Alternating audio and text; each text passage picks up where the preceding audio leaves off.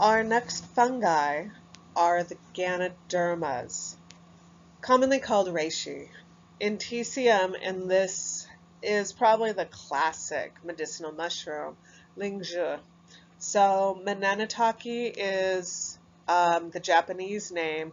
Reishi is thought to be an interpretation of Xingzhi. Um, Mananataki is the 10,000 year mushroom, so an association with longevity. The nice oriental actions of this: nourish the heart, calm the shen. So that's like a nervine. Augments the qi, nourishes the blood, supports the lung qi. Was used alone for conditions similar to tuberculosis, which always makes me think of conditions with wasting, possible cachexia, like cancer. So there is some historical antecedent. The graphic that is here, I'm not sure where I took this from many years ago. There is a very beautiful, very illustrative and artistic quality to how these grow.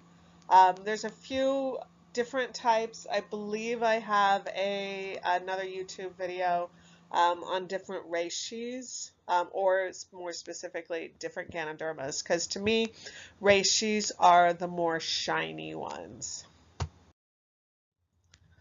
So, lacquered or laccate, shiny or varnish, possibly, at least what we know with our research right now, have more medicinal actions. So Ganoderma lucidum, which is the European form of Ganoderma lingzhi, which is the Asian form.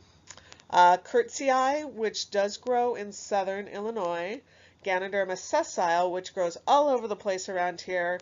The resinaceum, I actually don't know if that grows around here or how to identify. I can identify the two in the middle, and then appellatum, which is not shiny. All parts of this have been used and studied. The fruiting body, which the fruiting body is opposite the mycelium, which we talked about, I think, with shiitake. The fruiting body is what we see. If you can see a mushroom, that's going to be something that when we say fruiting body, the whole purpose of that is to get the spores out for reproduction. Mycelium is the part underneath the ground or in the wood, and that's the part that lives. The spores are the reproductive part.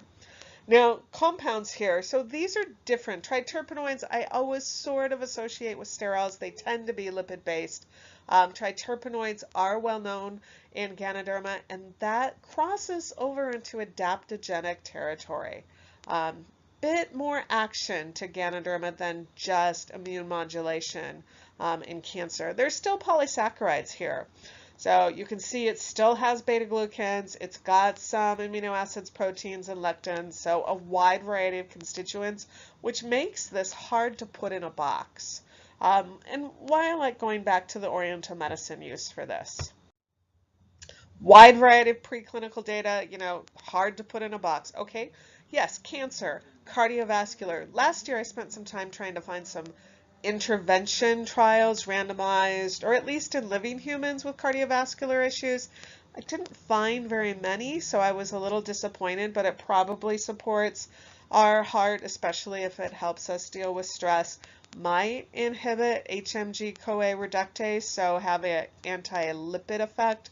Might have, now this was new to me a few months ago, inhibit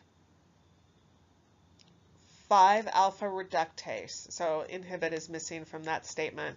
So when we inhibit that, we actually have a good testosterone effect. Anticholinesterase activity, that's something really interesting. Good polysaccharide effect for GI conditions. Anti-allergic effect. Now I do know some herbalists use this, so I don't have a lot of good data besides preclinical to refer to. Inhibiting the release of histamine. Oleic acid's in a ton of different plants and foods, but it's probably the combination of beta-glucans and the terpenoids and the oleic acid in Ganoderma. So possibly something you would consider for allergies. I like to think about it for skin issues and skin allergies. Now, our study that I pulled up, one of the more recent human intervention trials, this was brand new to me. I really know nothing about how the spores have been used. I think this is very, very contemporary use of this mushroom. The spores for the treatment of Alzheimer's disease. It was not necessarily successful. 1,000 milligrams of the spore 3 times a day. Randomized though. 42 people, 6 weeks. It's not a bad looking study. It did have a little bit of mild GI effects. It wasn't the best article.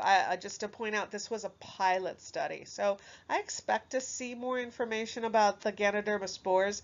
You can buy them on Amazon. So one thing when I was reviewing how people buy these on Amazon, they're not as water soluble. So if you choose to use the spores of Ganoderma, aka reishi, that could be something you make into a tincture. That would be something I would make into a tincture anyway. So the fruiting body, that's something you can add to your bone broths, your soup stock and things like that, and possibly even those long cooking decoctions.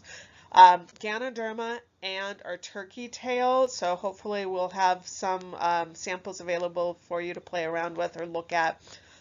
They're hard. They're not to be eaten. They're to be cooked. So I think this is the last slide on reishi, aka Ganoderma, a beautiful mushroom. And the next one I have is not quite so beautiful. Enotius obliquus-ish. Chaga. This is probably the trending mushroom of the last 5 years or so. The chaga names comes from Russia. This is Russia, northern kind of Asia, European, also Scandinavia. It does have some really interesting historical antecedents. 12th century Russian leader supposedly cured oral cancer with this, and it was written about in a 1950s kind of semi-docudrama novel.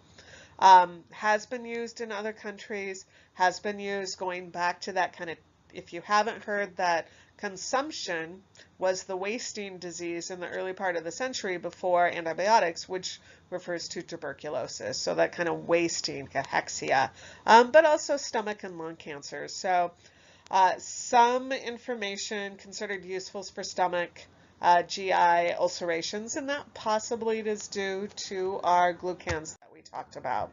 Now this grows almost exclusively on birch trees.